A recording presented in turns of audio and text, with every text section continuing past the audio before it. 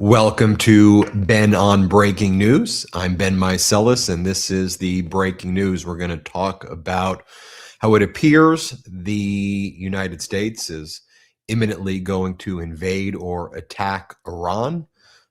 Trump and the regime are calling it their big plan. It appears that a military strike may be imminent, whether that means it's in the next 24, 48 hours or in the next week or so. All signs are aligning that there does appear to be a military strike that's going to be taking place. Now, you'll recall that back in last June, when the Trump regime attacked Iran, they said that all of the nuclear facilities were absolutely obliterated. Remember, that was the word they used, obliterated. Well, now they're saying that Iran needs to agree to stop enriching uranium and stop building nuclear facilities. So I guess it wasn't obliterated. And remember, at the time, the MeidasTouch network was saying all of the intelligence saying it's not actually obliterated. And we struck Iran, we used stealth bombers, but it didn't seem to achieve the military objectives that Trump claimed at that time. And so here we are. We'll talk more about that. Talk about the Trump regime further attacking Canada. Seems that there are secret meetings taking place where the Trump regime is meeting with these fringe separatist groups from Alberta, who may also be working with Danielle Smith, the Maple MAGA leader of Alberta, and trying to perhaps hatch a plan for Alberta to secede from Canada, as Donald Trump is increasingly jealous and angry at the success of Prime Minister Carney, whose approval rating there is through the roof and who's really become a leader of the free world people in Canada. And the Midas Maple out there are absolutely livid at this latest plan by Donald Trump to try to get Alberta to secede. It seems treasonous and traitorous. It is very similar to what Putin tries to do in the Donbass region and how Putin tries to annex and take over territory. So we'll cover that in some detail as well. Talk about what's going on here in the United States, where we appear to be on the eve of another government shutdown. MAGA Mike sent all of the MAGA Republicans and the whole House of Representatives in general home for another vacation, which was a ridiculous thing to do, knowing that we were approaching a government shutdown. It appears that in the Senate, there may be a deal being made regarding an appropriations package there, where the Department of Homeland Security funding, which funds ICE and Border Patrol, may be kind of carved out and removed from the package that they're seeking to pass to keep the government funded, and then deal with what the Senate's going to do with the Democratic demands as it relates to ICE and Border Patrol. You all know my feelings. ICE and Border Patrol should be abolished. Not only that, all these people involved in the terrorizing of our community should be prosecuted in addition to abolish. I think, the Democrats are talking about, or some Democrats in the Senate are talking about, we'll take off the mask, have some stipulations that they can't wear their masks and body cams and things like that, which to me does not even go anywhere close to what should be done. But let's just assume they reach a compromise in the Senate, which would piss us all off, but just assume they do. The House of Representatives is adjourned, right? They're in recess right now because MAGA Mike's been too busy hanging out with Nicki Minaj and talking about Nicki Minaj's coats that she was wearing in Washington, D.C. MAGA Mike has refused to address the murder of Alex Pretty when he was asked whether or not there should be an independent investigation regarding the murder of Pretty. MAGA Mike Johnson said, I think it's too soon to be talking about that. Like, why would you be against an independent investigation regarding the murder of Pretty? But MAGA Mike has basically gone radio silent, sent the House into recess. So let's just assume a deal is made in the Senate that has to go back to the House. Now, if the House of Representatives was working right, the way we all are working, then they would show up and then they would be able to deliberate and they could hold hearings or they could give speeches from the floor and then they could vote on it one way or another. But the House is adjourned. The House is in recess.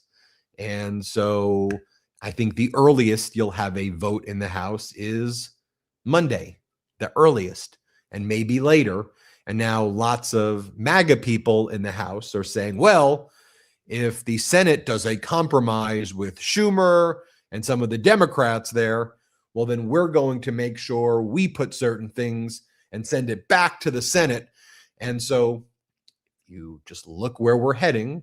Remember earlier this week when I was doing videos on Monday talking about the government shutdown, and I said, I believe it's going to happen. And everyone's like, nah, you're just being hyperbolic again, Ben. That's like the story of my life is everybody accuses me and the network of being hyperbolic, but then, it's right on target. The bullseye's there. We're just telling you what's happening. And it was obvious that the Senate was going to make some alterations to the appropriations bill that was coming out of the House. And if there was a alteration, that would mean the House would have to vote on it again, and they weren't there. So it seemed this was obviously where it was going. I don't think it took a rocket scientist to figure it out, although I'll take credit for being a rocket scientist if you want to give me credit for such things. Jake Sherman from Punchball says, right now, it sounds like House Republican leadership will send out a notice when the Senate passes something, but no one in the leadership seems confident they are going to return any earlier than Monday. Exactly. That's what we were saying last Friday. And meanwhile, you have people like Anna Paulina Luna, kind of these MAGA people saying, well, we're going to put stuff in the bill when it gets sent back to us. So then if that happens, remember how a bill becomes a law. It has to look identical in the House as it looks in the Senate. So if the House makes any alterations, then it goes back to the Senate. So we could be looking at another government shutdown. In fact, we will. The government would shut down basically at Saturday at 12:01 a.m. So tomorrow's Friday. So we seem to be heading in that direction. We will be covering that every step of the way as well. I know this doesn't get a lot of attention, but I think it probably should. I do videos on this every morning, and it's not just for me to regurgitate, oh, Donald Trump posts this crazy thing. It's to contextualize it all in where we are right now as a country, because I don't want to normalize Donald Trump's behavior the way corporate news just accepts it. And they say, oh, that's just Donald Trump being Donald Trump. I mean, just think about what happened this week too, right? You have the Trump regime. They sent FBI agents to go into the Fulton County election office to take the 2020 ballots away. Then they had the director of national intelligence, Tulsi Gabbard, take part in leading the operation for reasons that are entirely unclear, other than Donald Trump, Tulsi Gabbard, Kash Patel, Pam Bondi are people who are not to be trusted. Right? I mean, the DOJ, the FBI, and Trump, they're covering up a child sex trafficking ring right now. They're covering up the Epstein files. And here we are approaching February. Only 1% of the Epstein files have been released. But what they just did is they raided the Fulton County, Georgia election offices, took the 2020 ballots. Just to remind you, in Fulton County in Georgia, there was 3 separate recounts and a hand recount of every ballot, in addition to an additional computerized recount, in addition to another computerized recount.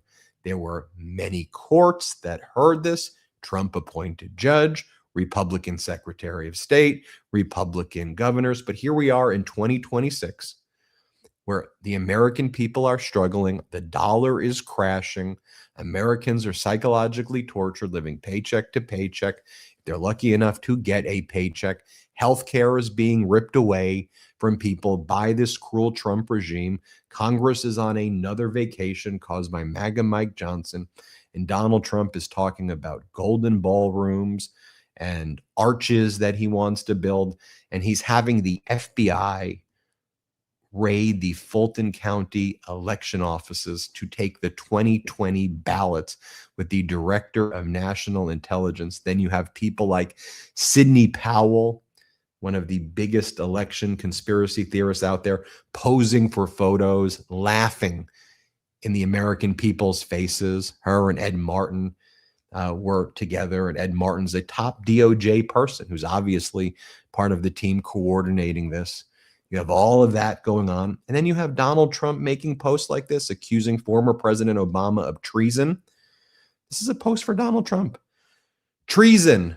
Trump stuns reporters after declaring Barack Obama will face justice.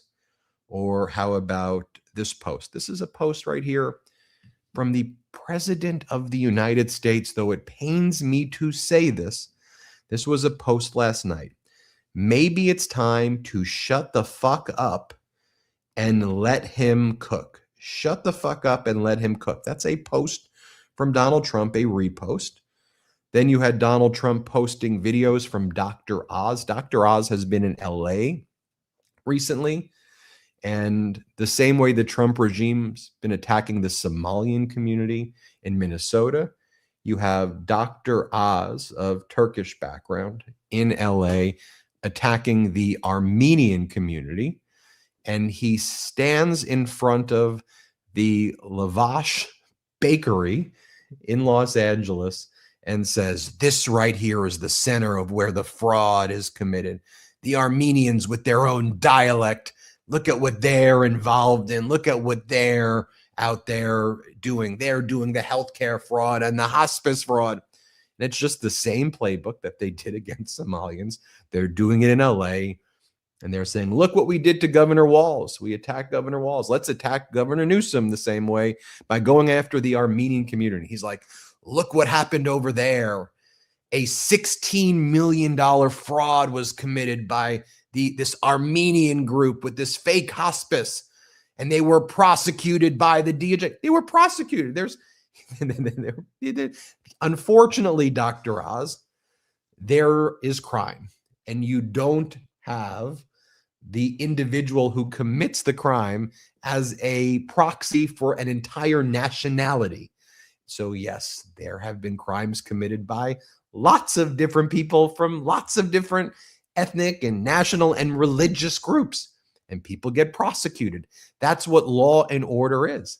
But in 2026, to see Dr. Oz standing in front of a bakery and pointing around and saying, look what we're going after. We're going after the Armenians now. Again, the Armenian community is absolutely livid and pissed. And, as a former litigator in Los Angeles, I work closely with a lot of Armenian lawyers. I've worked closely with a lot of Armenian doctors. And these people are pissed right now at what Oz and Trump are doing. And while all of this is going on too, there was also a post from Donald Trump last night on social media where he again called Alex Pretty a domestic terrorist. And that's, that's the new tone. Remember, people are like, oh, there's a new tone taking. The new tone. It's like, what do you mean new tone? What are you talking? You think Tom Homan is a new tone? Kava bag guy, right? 50,000 in a kava bag, which he denies but refuses to talk about it. Refuses to produce. There's allegedly video of it. That's the guy who you say is new tone. And by the way, Homan has been in Minnesota now. And in his first press conference, I think we've got this clip of Tom Homan saying, I warned you, Minnesota, that there would be bloodshed if you didn't stop the anti-ICE and anti-border patrol rhetoric. I warned you, and you got the bloodshed you deserved, basically, is what he says. And he says it in he's not yelling, but he's saying those words. It's just, he's putting on an act where he says it in a more calm way. But I mean, it's horrible, the things. Listen to what he said today. Let's play it.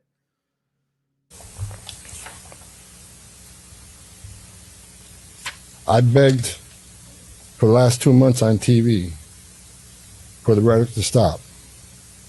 I said in March, if the rhetoric didn't stop, there's going to be bloodshed. And there has been. I wish I wasn't right. I don't want to see anybody die.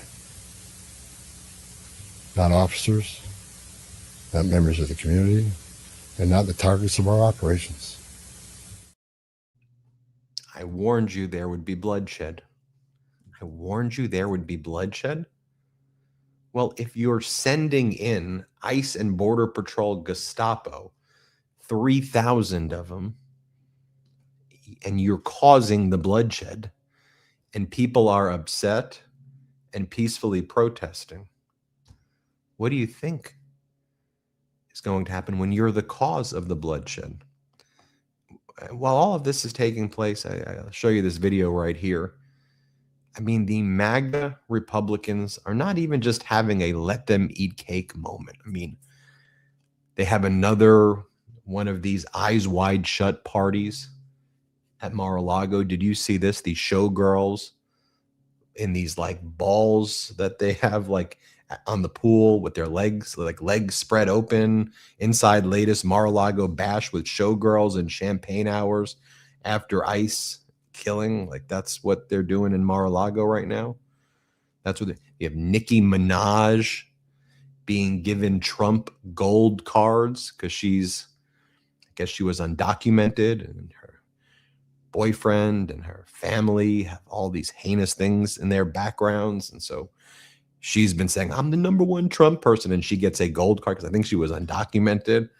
And then she meets with MAGA Mike Johnson, MAGA Mike partying with Nicki Minaj while our government's about to shut down. Like, again, I could say, can you imagine if Hakeem Jeffries, could you imagine if Biden, can you imagine if Obama? You can't, because what we're discussing here is it's such vile and weird, disgusting conduct by these MAGAs. Here, let me just show you here. This is Nicki Minaj hugging MAGA Mike Johnson while Congress is in recess, while our government is about to be shut down, while America is apparently about to go to war with Iran, after going to war with Venezuela, after bombing Nigeria.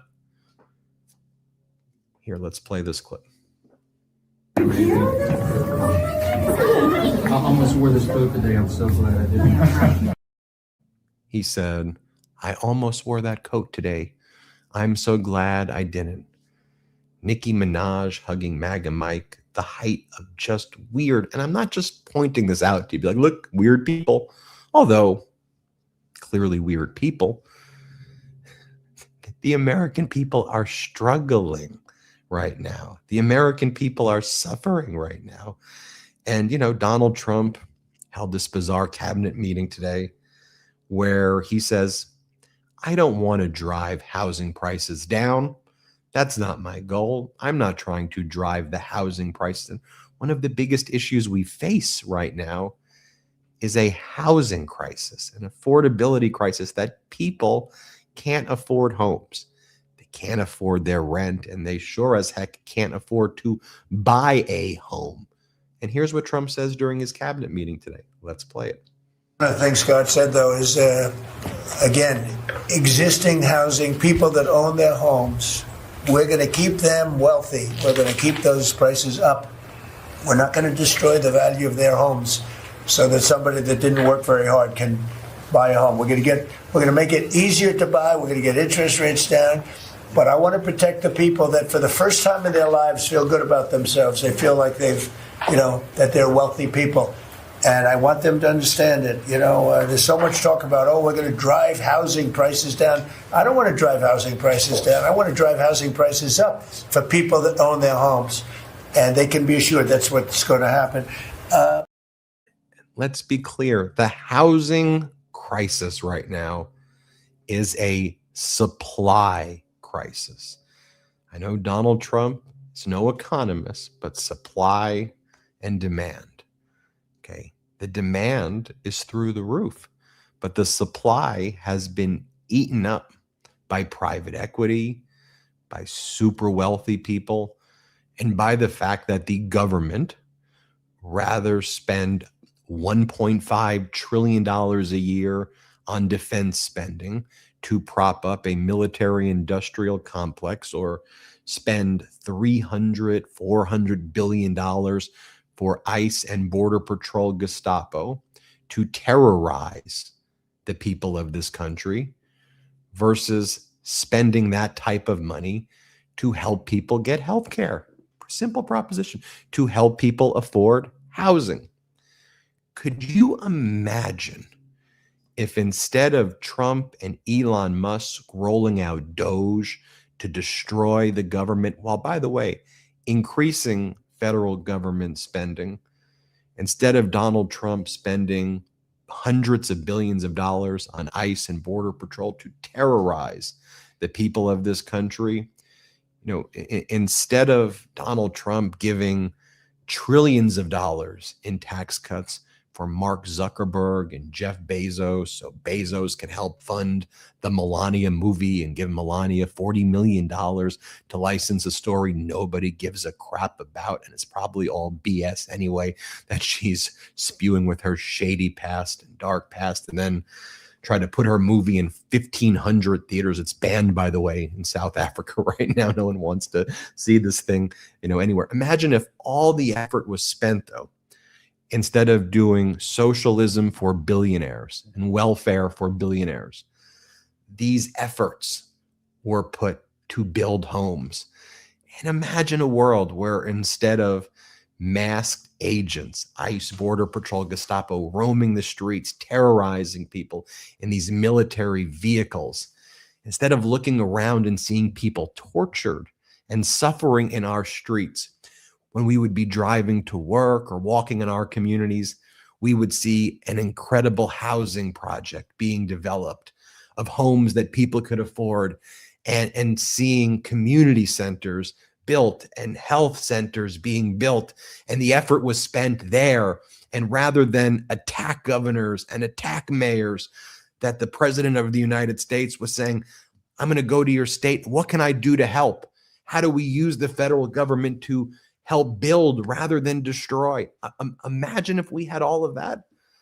Well, then certainly we wouldn't be in a situation where you have Trump's approval ratings at 37, 38%, where the Americans absolutely despise everything about this regime. And then there's the gaslighting where we went to Iowa, where Republicans are very vulnerable in a lot of those seats in Iowa. We've been covering those special elections in Iowa where Democrats have flipped plus 21 Trump districts and plus 10 Trump districts. Remember those races, Mark Zimmer, Caitlin Dre, and others? So that's one of the reasons Trump went to Iowa. And the people weren't buying what he was selling in Iowa. But here he says, you're not hearing about the word affordability anymore because I fixed it. Listen to him say that. Let's play this. And they come up with this word affordability. And I saw it although you're not hearing it so much anymore. You know why? Because the prices are coming down so much. They don't want it to be an election based on lower prices. But we're bringing down the lower. I like that term better. It's the lower prices. We're bringing them down. But you're not. But you're objectively not. Especially when it comes to people's healthcare costs, home energy costs.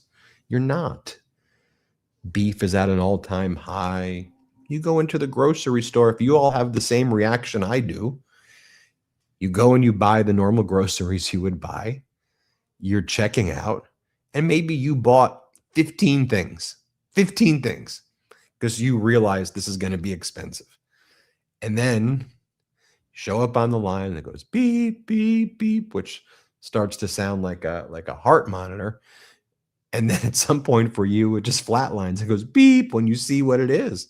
And it's like $295 or $312. It's always $312. It's like $312. I'm like, $312.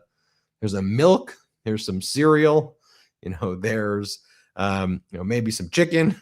And I go, how did this add up to 312? And like, you literally go to the person in the cash register. You go over with this one more time, and it's not getting better. And Trump said that he would fix it, that everything would be better. And it's not. And it's not at all. When we come back, we have a lot more to discuss. I want to remind you, make sure you hit subscribe here. You may think you're subscribed to this YouTube channel, but you may not actually be subscribed. So double check that you're subscribed. If you want to get Meidas merch, Meidas gear, go to store.meidastouch.com. If you're in Canada, we have Meidas Canada gear. That's 100% made in Canada, so you could keep the boycott going there. Then there's the Meidas stuff that we make here, 100% union made in the US. Check that out and go to MeidasPlus.com. That's our Substack. Subscribe to the MeidasTouch podcast on audio. A reminder, I do the live show tonight with my brothers at 8 Eastern, 5 Pacific, so tune in for that. Don't go anywhere, though. We still have a lot more show. Let's just take a quick break from our sponsors. We'll be right back. I am all in for self-reflection and rethinking how I can make an impact this year. Tidying up, yes, but it's also about living a cleaner and more sustainable lifestyle by reducing single-use plastics. And honestly, I didn't realize how many microplastics were sneaking into my home through everyday cleaning products until recently. That's why I've made the switch to Blue Land across all the cleaning products in my home, especially going into the new year when I'm rethinking routines and trying to build more sustainable habits at home. Certified by Cradle to Cradle, Blue Land products meet the highest standard of clean. They're effective yet gentle on people and the planet. From cleaning sprays and toilet bowl cleaner to dishwasher and laundry detergent tablets, Blue Land's 100% microplastic free, EPA safer choice certified formulas are safe to use around my pets. I love not having to choose between the safe option and what actually gets my house clean.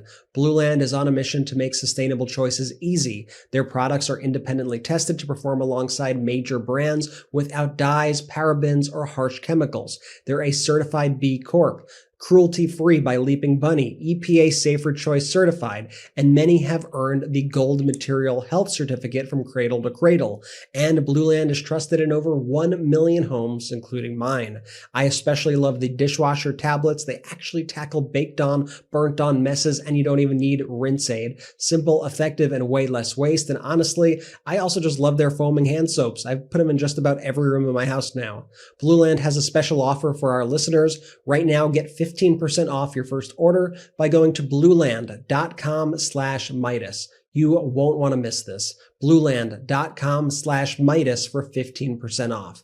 That's blueland.com/Meidas to get 15% off. That's MEIDAS. Whether you're planting now or later, Fast Growing Trees has everything you need to make your dream yard a reality, starting with the best quality and selection of plants delivered to your door. Fast Growing Trees is America's largest online nursery with over 1,600 unique trees and plants. They've been delivering trees and plants since 2005, so they know how to do it right. They have all the plants that your yard needs, like fruit trees, privacy trees, flowering trees, shrubs, and so much more. Fast Growing Trees makes it easy to get your dream yard. Order online and get your plants delivered directly to your door in just a few days without ever leaving home. Their Live and Thrive guarantee ensures your plants arrive happy and healthy, ready to thrive in your yard. All plants and trees are locally grown in the US and cared for by experts before they ship to you. So I ordered a lemon tree from Fast Growing Trees a few years ago at this point, and it is still going strong. Every time I walk up to my door, I get hit with the smell of fresh citrus. It's amazing being able to grow my own fruit right in my yard without hiring a landscaper or spending a fortune. Fast Growing Trees saved me easily like 90% of the cost of hiring a landscaper to do this for me, and I didn't have to give up an entire Saturday driving around to nurseries that may or may not have had what I wanted. No messy car, no wasted trips, no guessing. They delivered everything right to my door, and it actually thrived. This season, they have the best deals for your yard, including up to half off tons of plants and other deals. And listeners to our show get 20% off their purchase when using the code Meidas at checkout. That's 20% off their purchase at fastgrowingtrees.com using the code Meidas at checkout. MEIDAS. Now is the perfect time to plant. Use Meidas to save today. Offer is valid for a limited time. Terms and conditions may apply. Check out the link below or in the show notes and support the show. Welcome back to Ben on Breaking News. Great to see everybody. So as part of Donald Trump's ranting and raving like a lunatic, he's continued to attack California. And one of the things that he's claimed over and over again is that Walmart shut down 250 of its 303 California stores. Just totally false. And if you're like, but is there any? Is there been rumors? Is there any aspect of this that's true? Like no, he just makes up numbers. But that's what he's done his entire life. I mean, he's a fraud. He's a criminal. and he behaves like a criminal does. He's a liar. He's a criminal. He's a fraud. In a civil case, he's been found liable of sexual abuse. So he's a sexual abuser. He's a predator. He's on audio saying that he grabs women by their vaginas without consent because you're rich and you get away with it. He's on audio saying that he inspects girls naked at beauty pageants because when you run the pageants as an adult man, you should be able to look at them naked without their consent, and you get away with it. I mean, he's a bad human. So people are like, oh, how is he doing this? He's a criminal. He's a bad guy. So he's doing these things and he's lying. And so he said Walmart shutting down 250 stores. False. And a human who hears this is usually like, okay, so did they shut down 30? No, just every aspect of this is entirely false. Then one of the other things that he was ranting and raving about California about is, which it's actually not true, but if it was true, it'd be interesting. He's like, and now Newsom has the audacity to try to build low-income housing in the Pacific Palisades area. You can't do low-income housing there. By the way, that's not what the plan is. And sometimes when people talk about low-income housing in California, like, well, what do you consider to be low-income housing? Like, like a house that's like 1.85 million or $2 million. That's like low income. It's not low income housing. We need housing that is affordable. So even if it were true, why would we not be for figuring out ways to help people find homes? That's one of the biggest issues confronting the nation right now. People aren't asking for Border Patrol and ICE Gestapo to terrorize their communities. They're asking for homes in their communities so people can live vibrant and productive lives. And people are asking for health care. That's what people want right now, not none of this other crap. So I want you to watch this Donald Trump speech where Donald Trump talks about how, he goes, everyone's talking about low-income housing. He wants low-income housing. Why would we want low-income housing at all? I think we've got this clip. Let's play this one, Jeremy.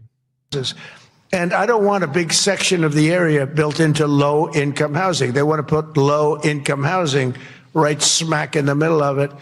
And that's not the American dream. You didn't do that. And low-income housing is great. I built a lot of low-income housing, but you don't put it there. This is one of the richest neighborhoods in the world, and we're going to let those people. You don't put it there. What other data points do you want me to show you that this guy doesn't give a crap about you? You don't put it there. That's not the American dream, he says. Owning a home is not the American. Isn't that the core of the American dream? That people can afford homes? What's Donald Trump saying there?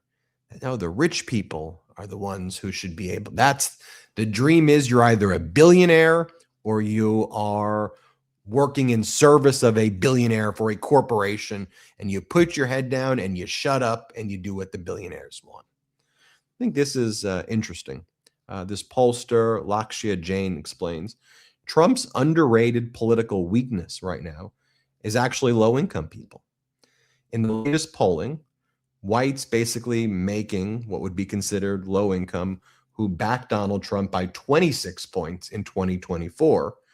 Trump's approval with them now is break even. So lower income white people now have just a break even approval of Donald Trump. And it should be negative because he's literally mocking you to your face. You hear him mocking you to your face.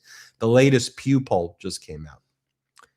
They're great pollsters. Pew has Trump at 37% approval rating right now, 61% disapprove, 26% support from Hispanics, 30% support from adults 18 to 29. And those were two groups that powered his 2024 win. And only 56% of Republicans support all or most of his policies, down from 67% last February. Only 56% of his own party support all of his policies, with a 37% approval rating. One of the things he's focused on right now, in addition to his tariffs against the world, is attacking Canada over and over again. He called Prime Minister Carney the governor. He says he's going to impose 100% tariffs.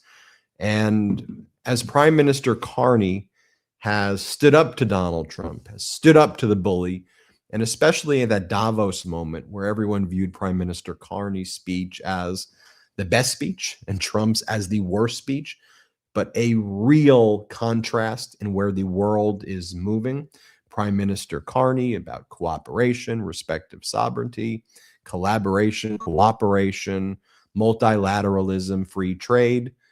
Donald Trump ranting and raving like a lunatic with his fake peace board thing and alliances with Putin and Belarus and Hungary's Orban. By the way, in the Oval Office right now, have you seen the photos? That above the photo of Trump and his grandchildren is the photo of Donald Trump and Putin. That's the main photo in the Oval Office. The grandkids go below the photo of Donald Trump and Putin. And the Putin tactic is to find fringe groups in countries that he wants to annex and pour a lot of money into them and to use them to try to sow disunity and then annex the territory or use the fringe group as pretext for annexation, invasions. And the U.S. is following that playbook under Donald Trump in Alberta. It's now there's the photo, everybody, of Trump and Putin in the Oval Office. This is a real photo. Terrible. So the Trump administration has been holding covert meetings with fringe separatists from the oil-rich Canadian province of Alberta as a rift deepens between Washington and Ottawa. It should be noted Alberta is run by a Maple MAGA, Danielle Smith. She's a Trump bootlicker. She was one of the people who rushed to Mar-a-Lago, and she's been working with Pierre Poilievre, who's also Maple MAGA at the federal level. When people thought that Maple MAGA was going to take over, they were plotting basically an annexation plan with the U.S., which in my opinion is pretty traitorous and treasonous stuff right there. I remember Danielle Smith was caught at Mar-a-Lago, and she was basically trashing Canada right there. You may be saying, well, why would she do that? Why would they do that? Well, the corporate oil interests are very powerful in Alberta and Edmonton and the whole area. And so she's basically a proxy of the oligarchs, of the right-wing oil companies, all working in concert together. And Trump's working with them as well. And Delcy Rodriguez in Venezuela, though Delcy recently said or put out public statements like, the Trump regime needs to stop, continuing to, go after us here. We need to be respected. But she maybe just be saying that for the local population to kind of keep control there. But they've all opened up Qatari bank accounts. Donald Trump runs a Qatari bank account where he now he sells the oil to right-wing oligarchs that he knows. He uses as an intermediary a group that's been investigated for fraud and bribery before. They're the ones who are involved in the actual sales as they play the intermediary. They're like the agents, and they donated like millions of dollars to Trump's PAC. The money's then funneled to Qatar, not to the U.S. Treasury. And Qatar holds the money, and who knows, there's no oversight of it. It's like Trump's account in Qatar. But anyway, all of this is related with the oil interests in Alberta, and all the Maple Meidas out there know what I'm talking about when it comes to Danielle Smith. So you have David Eby, who's the premier of British Columbia, NDP, New Democratic Party guy, progressive, very popular premier. Here's what he had to say. Let's play the clip of David Eby. I'd like to just take and pause a moment. I read an article last night in the Financial Times about a group of people from Alberta, I won't describe them as Albertans, who went to the White House seeking the assistance of the United States to break up our country. Now, I understand the desire to hold a referendum, to talk about the issues you want to talk about in Canada. We got free speech, that's important. But to go to a foreign country and to ask for assistance in breaking up Canada, there's an old-fashioned word for that, and that word is treason. It is completely inappropriate to seek to weaken Canada, to seek to go and ask for assistance to break up this country from a foreign power. And with respect, a president who has not been particularly respectful of Canada's sovereignty. I'm going to be raising that issue at this table. I think that while we can respect the right of any Canadian to express themselves, to vote in a referendum, I think we need to draw the line at people seeking the assistance of foreign countries to break up this beautiful land of ours that our forefathers, our foremothers, our parents, our grandparents fought for. There is a line. And especially at this time when all Canadians have to pull together, I think we can speak as one voice about conduct like that. By now, I'm sure you all know that we've launched Meidas Canada under the complete editorial control and direction of Charlie Angus. By the way, that's very important to me and the growth of MeidasTouch, that when we build out Meidas extensions in other countries, it is to completely put a wall and avoid any kind of American-centric editorial controls. If you were ever wondering, I want you to know that that's always what I emphasize, because I want to be able to learn. And as an American, I shouldn't be imposing what my perspectives are on Canada, on Canadians. I'm a supporter of Canadians. And so, when I was able to do this partnership with Charlie Angus, he's someone who I've deeply respected. And so he runs with it on his own. I think that's important that you know that. And as we think about building out in Australia, as we think about building out in Europe, and I'm in talks in all these places, Africa, South America, Mexico, Asia, it's all about finding the right person, because I give them full editorial control of running with it. But here's what Charlie Angus told me about what's going on with this separatist movement and Trump's support of the separatist movement to try to peel off portions of Canada the way Putin tries to do with Donbass. Let's play it.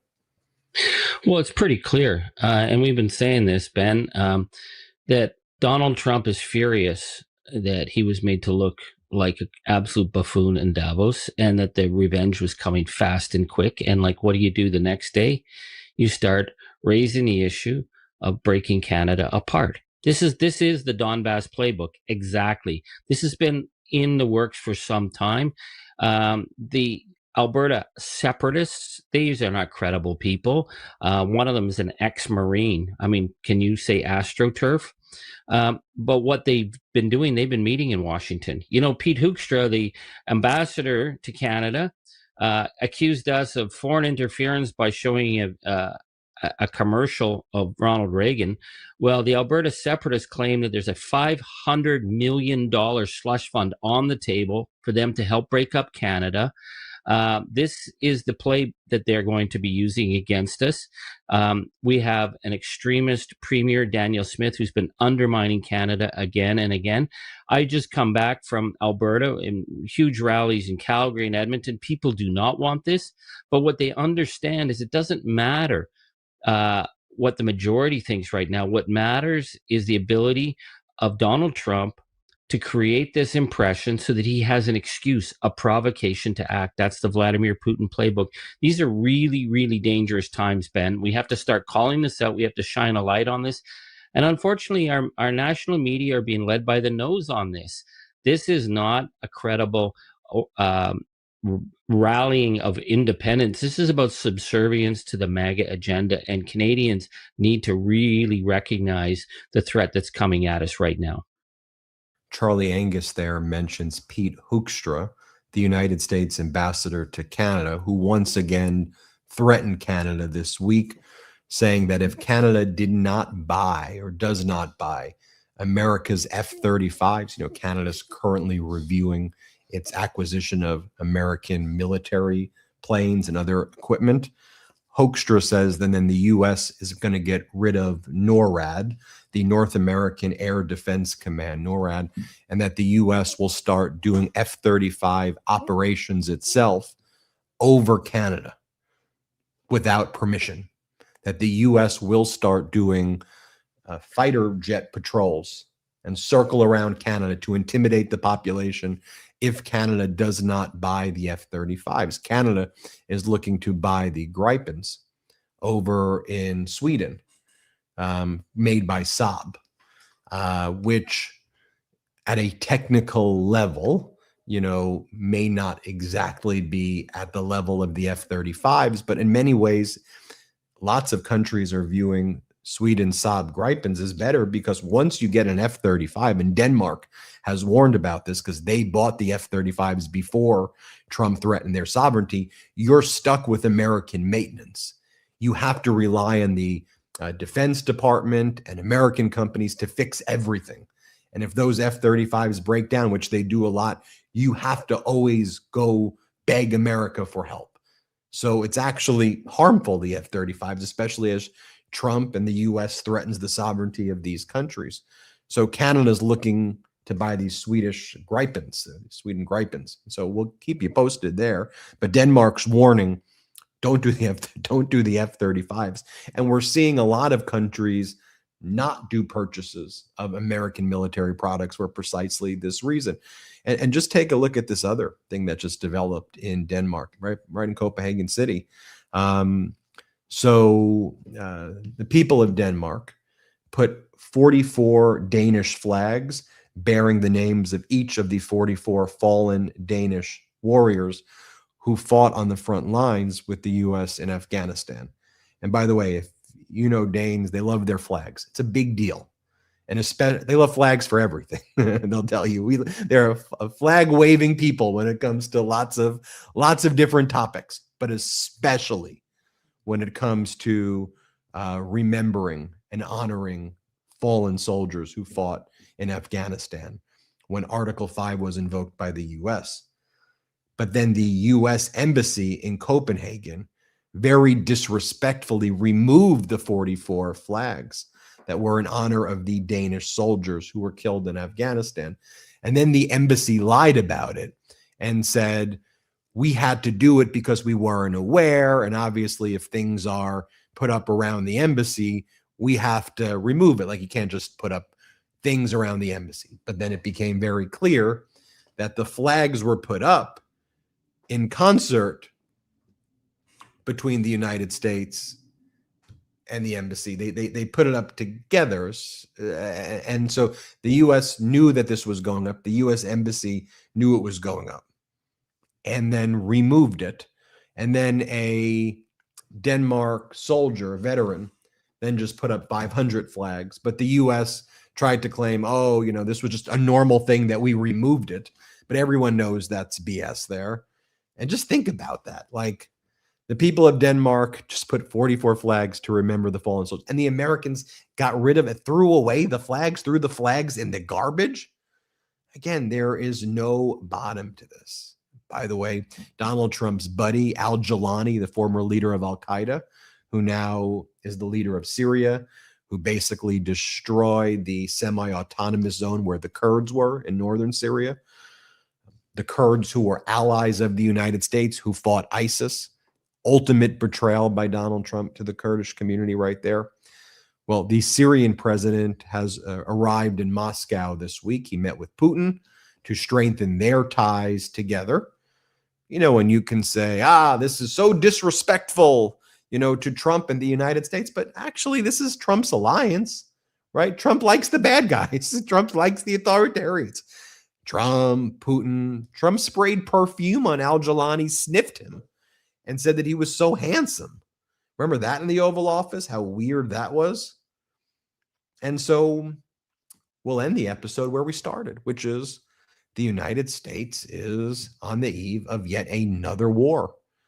The Abraham Lincoln tanker group,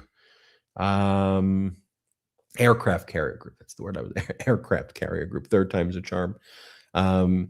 Is in the Persian Gulf region. They are ready to strike. There's something being referred to as the big plan is what they're getting ready for. The big plan. And let me try to describe to you what they say the big plan is. The big plan. Trump has received briefings on possible attack options developed in tandem by the White House and Pentagon, U.S. officials said. Among them is the so-called big plan, which would see the U.S. strike regime and Islamic Revolutionary Guard facilities in a large-scale bombing campaign. Less involved options include strikes on symbolic regime targets, allowing space for bombings to ramp up if Iran doesn't agree to end its nuclear work, or options such as cyber attacks on Iranian banks and tougher sanctions, the officials said. Now, don't you all remember this press conference? Donald Trump, J.D. Vance, Marco Rubio, Pete Hegseth. They went out June 21st, 2025, and they said, mission accomplished, that Iran's nuclear facilities were obliterated. And all the media ran with it. Obliterated. That was the headline on the newspapers. Obliterated. We won. We did it. It's another lie. Just to remind you, this is from June of last year. Let's play that clip. The U.S. military carried out massive precision strikes on the 3 key nuclear facilities in the Iranian regime: Fordow, Natanz, and Esfahan. Everybody heard those names for years as they built this horribly destructive enterprise. Our objective was the destruction of Iran's nuclear enrichment capacity and a stop to the nuclear threat posed by the world's #1 state sponsor of terror.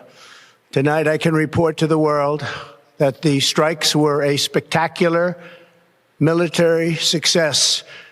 Iran's key nuclear enrichment facilities have been completely and totally obliterated. Except they were not completely and totally obliterated. And also, Trump said that he was going to take immediate action if Iran killed any of the protesters. And Iran killed thousands of protesters. And then Donald Trump took no action. And instead, he said that it was very respectful that the Ayatollah agreed not to hang an additional 700 protesters. Very respectful. That was the word Trump used. Very respectful. You see, Trump had moved the aircraft carrier group out in order to do the invasion of Venezuela. So America didn't have the capacity to strike then, while Donald Trump told the protesters, go out there. I just want you to think about that. Trump told the protesters, go protest the Ayatollah, we've got your back. While we quite literally didn't even have the capabilities to have the back of the protesters. Trump's armada, as he calls it, was in the Caribbean and had to go all the way closer to Iran, which is where it's at now. And so here we are, approaching February, and at any moment's notice, tonight, tomorrow morning, we will likely find out that there's another war taking place, and it will likely follow the same cycle. There will be strikes. There'll be an announcement that there was a victory that was achieved, that this was a great victory. Don't believe your eyes when you see everything else. And day by day, this regime destabilizes the world.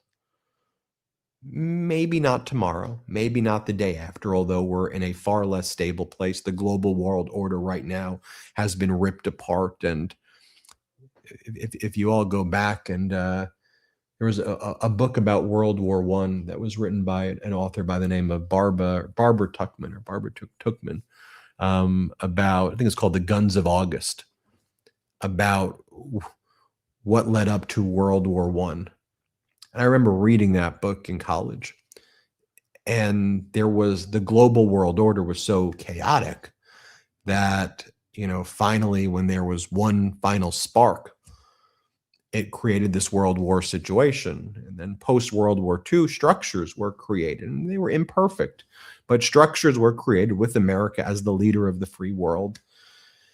And we had various world organizations precisely because we saw what happened in World War I and World War II.